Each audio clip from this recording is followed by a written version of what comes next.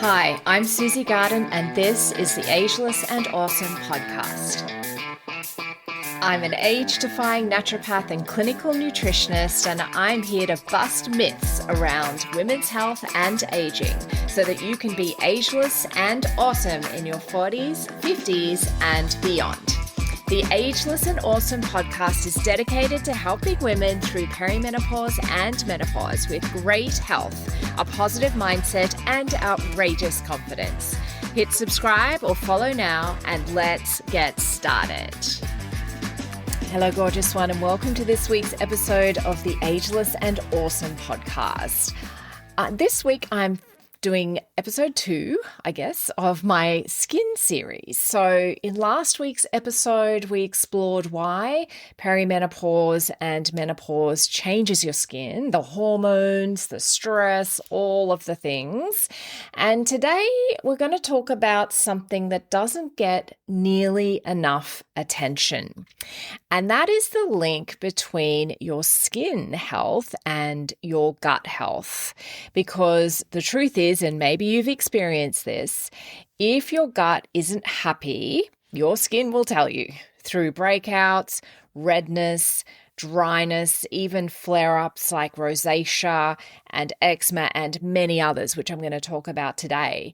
Some of the research I did in preparing for this episode really surprised me in terms of how much research there is actually now on the impact of the gut and the gut-skin axis, which we're going to get into. Because once you understand the gut-skin axis, you're going to see your skin and the impact of your gut health on your skin in a whole new light. So let's get started. So your gut and your skin are actually constantly communicating. It's crazy, right?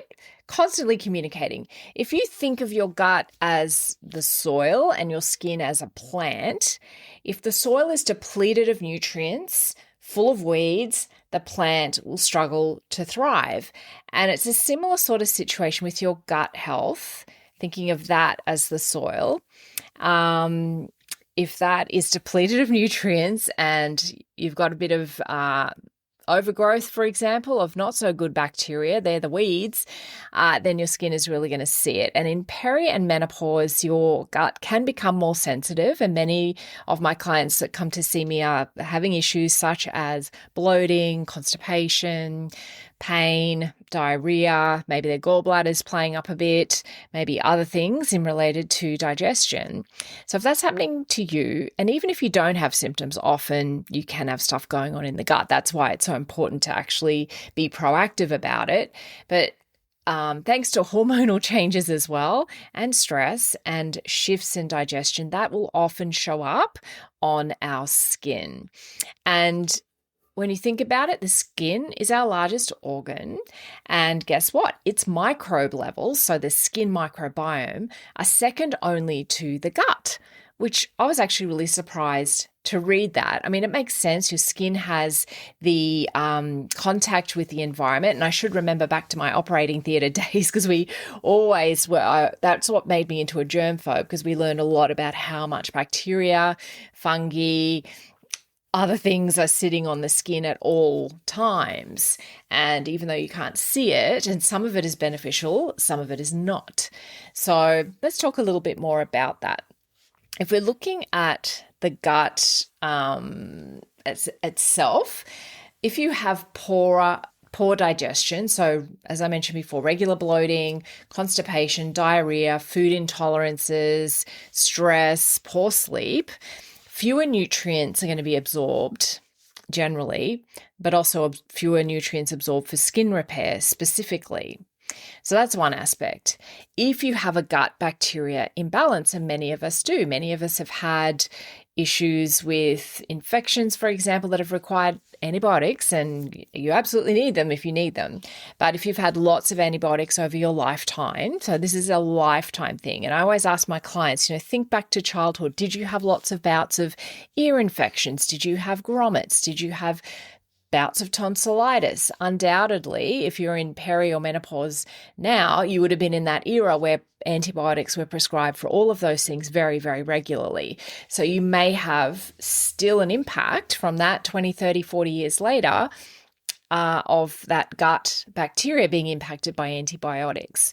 So if you have, and also if you've had a serious illness, if you've had lots of stress in your life, if you have had undiagnosed celiac disease, for example, late diagnosis of celiac disease, you've probably got a gut bacteria imbalance. There are so many reasons that people have gut bacteria imbalances. But if you do, you're probably prone to more breakouts. You probably get irritation in your skin, redness. Maybe you experience dullness in the skin. And research shows that the gut bacteria imbalance can be implicated in a myriad of skin issues, from psoriasis, contact dermatitis, skin cancer, eczema, and also dandruff, acne, and more. This doesn't just impact you in peri and menopause either. This can be at any time of your life. So there are very specific bacteria that the researchers have noted that are more prevalent on the skin of people that have a lot of these skin conditions. So that's how they're making those links. And the thing is with research, you don't just kind of show it or prove it once. It has to be done over and over again for it to be taken seriously and go more from theory to fact. So this is really interesting and research-backed stuff, which I love learning about. And as well as poor digestion and gut bacteria imbalance, some people may have leaky gut. So leaky gut is when you have, the medical term for that is increased intestinal permeability.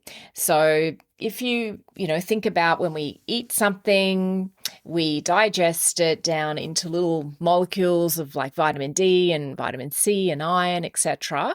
And then those molecules go through your intestinal wall because it is permeable. They go through the intestinal wall and go into your bloodstream and where they need to go to do the job that they do.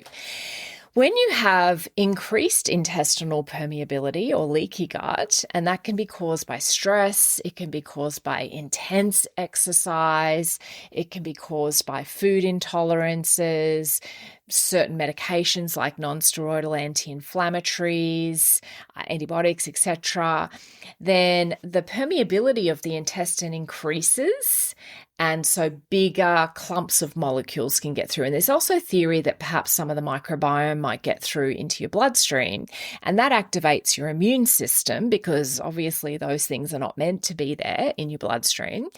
And so the immune system activates. So you get this systemic inflammation driven by the gut and this immune system activation that will absolutely impact your skin. So leaky gut is something that we can test. We do a urine test for that. If you think you might have leaky gut, it's a good idea to speak to a healthcare professional that might be able to assess you further. And if they believe testing is warranted, that's absolutely something that a nutritionist, a naturopath, GP, etc. can order. And it is not covered under sort of Medicare if you're in Australia, but it's not that expensive actually to do that test. So, if you think about, if you've noticed, if you have a weekend of like partying, wine, pizza, sugar, etc., your skin might look dull, it might be red, you might wake up with some skin breaking out. That's your gut-skin connection in action. And it's constantly communicating. It's not just communicating when something's going wrong. There's this bi-directional communication happening. So I know this might sound a little bit overwhelming, but essentially as long as you're looking after the gut, you'll be looking after your gut-skin axis. You'll be looking after your gut-bone axis. You'll be looking after your gut-brain axis. There's also a gut-lung axis. So gut health, at the end of the day, that is the ultimate that you need to be looking after. So I wanted to talk about what are some common gut-skin triggers. And these are probably my top 4. that I see most often impacting skin and causing some issues in perimenopause and menopause. One of them is sugar. I mean, again, this can happen at any age, but sugar is really a big driver of inflammation. It can spike insulin, it worsens breakouts. I don't think that is, going to be a surprise to anybody, but we know that this is a real problem. So if you can avoid that trigger as much as possible, your skin will feel and look so much better. Alcohol is another big one because alcohol is obviously very dehydrating.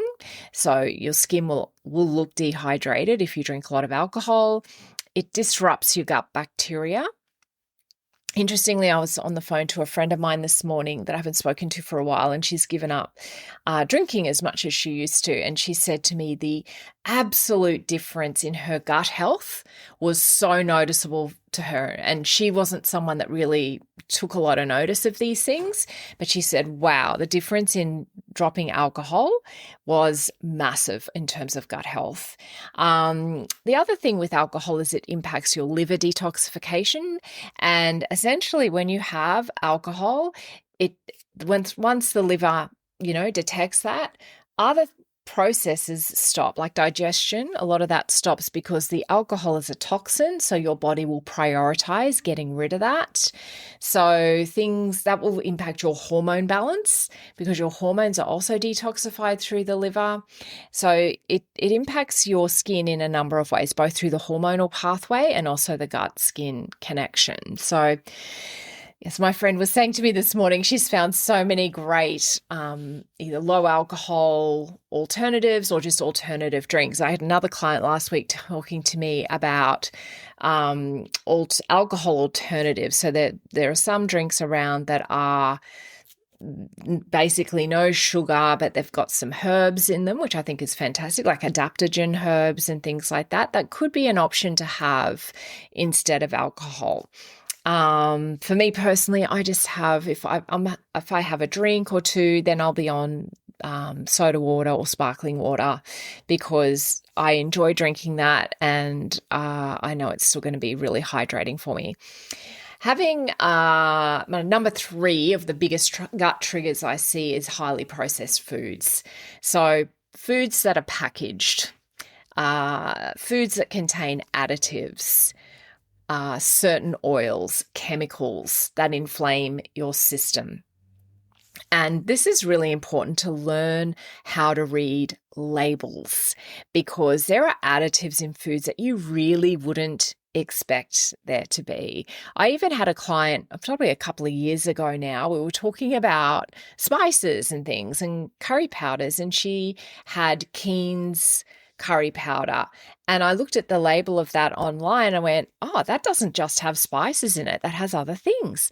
So that really shocked me because certainly growing up, I think everybody had in their pantry some Keen's curry powder, but yeah, it's actually got additives in it that probably aren't ideal for everybody. So learning to read labels to know that your food is actually food and not processed food is super important. And that's not just for skin health, that's for weight control, it's for hormone balance, for, lowering your cancer risk.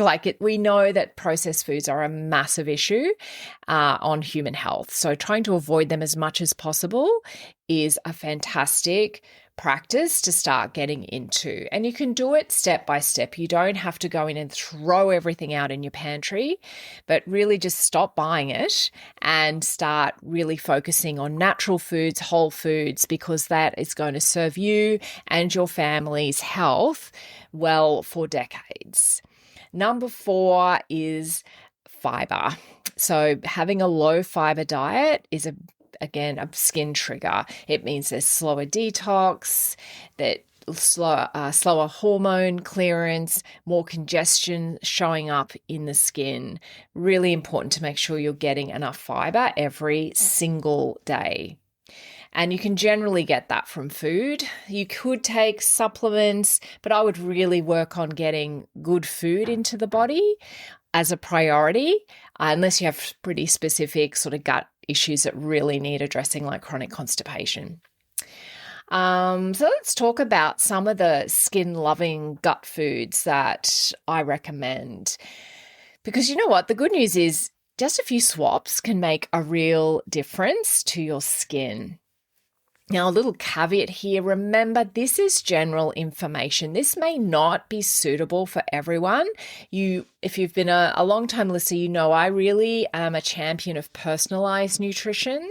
So when I have clients in clinic, I'm not recommending generic solutions like what I'm about to say. I'm recommending personalized nutrition for the individual and their individual concerns. So just remember that you might try some of these and feel better, which is fantastic, but you may even get to the next level of better if it's a personalized prescription of food. So probably my number one is omega-3 fatty acids to calm inflammation. Inflammation is something that is the root cause of almost every physical and mental health condition. So reducing inflammation in the body is really important. And omega-3s are things like flax seeds, walnuts, oily fish like salmon. This all calms inflammation, which is going to help you beyond your skin health, but it will definitely help your skin. It'll help with particularly because of the oil content, help with plumping, hydration, calming redness. I cannot speak highly enough of omega-3s. Also including fermented foods. Again, this is a very general recommendation. For many people, I do not recommend including in fermented foods, particularly for gut issues, because we want to go way more specific with our probiotics. So foods like sauerkraut, kefir, kimchi are fantastic for many people, and they support the gut microbiome. Generally, you're only going to have small amounts of these anyway, so get quality, but yeah, definitely, and always read your labels with it. Boost fibre, as I mentioned before. So you can use things like oats, chia seeds, legumes like lentils, kidney beans, chickpeas, things like that all help to detox hormones and toxins, help with improving constipation, things like that. They're good prebiotics. Chia seeds also includes omega-3, so you're getting extra bang for your buck there. Also focus on polyphenols. They're things like green tea, berries, brightly colored berries, olive oil. They will protect your collagen, which is really important. So there are 4 things: omega-3s, fermented foods if you don't have other gut issues going on, fiber, and polyphenols. I'm going to keep it super simple today. One of my favorite easy ways to feed your gut and your skin is with a skin smoothie. So I'm going to give you a simple recipe. So if you're not driving and you do have a pen and pad handy, or you've got your computer open, you want to type this out, then go for it. I'll try and remember to put this in the show notes as well. But here's this simple recipe. So about 250 mils of coconut water, handful of spinach or kale works really well. Any sort of dark leafy green would be fantastic. About half a cup of frozen berries, tablespoon of chia seeds. I always put the chia seeds into the coconut water first. So when I'm loading up my blender, water goes in first, then the chia seeds, then my next ingredient, which would be flax seeds or hemp seeds. If you're going to use flax seeds, then I would definitely grind them before you add them. Also, I said the frozen berries, I think, yeah. And a scoop of unflavored non-whey protein powder, and make it just a really simple protein powder, no additives. The only additives I have in my protein powder is it does have some digestive enzymes in it, which I love. So having an unflavored protein powder, like a pea protein, brown rice protein, sometimes they're mixed together, is, again, this is not not individualized advice. You obviously, if you have your own food intolerances or other stuff going on, you want to use things that are going to be ideal for you. The other thing is I'll probably put in about one or two teaspoons of cacao, because I like chocolate. So it's a great way to get chocolate. So blend this up. It's anti-inflammatory, it's hydrating, gives your skin nutrients it can actually use. All right, so I think I'm going to finish off the pod there.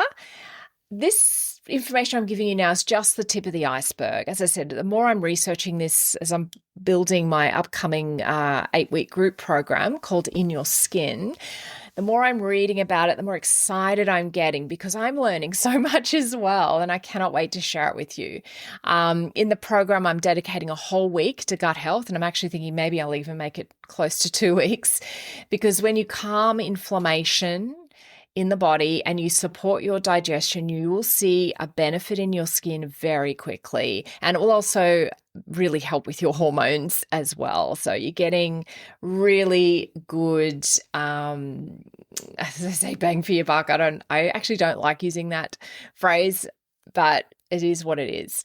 So in Your Skin, we'll be going through recipes, easy swaps and strategies to fit this into your busy life. So if you're not already on the wait list, now is the time. I'm hopefully going to have a link to pop in the show notes. If I don't, just message me on Instagram at the Perimenopause Path, or email hello@susiegarden.com and ask to be popped on the wait list. So you'll be first to hear when the doors open, and get the foundational pricing. It'll never be as easy to access this program as the initial round that I do. Thanks so much for joining me on the Ageless and Awesome podcast. If you liked this episode, please make sure you click the little plus button if you're on Apple Podcasts, or the follow button if you're on Spotify, so that you get each new episode delivered to you every single week. If you feel like writing me a 5-star review, you would absolutely make my day.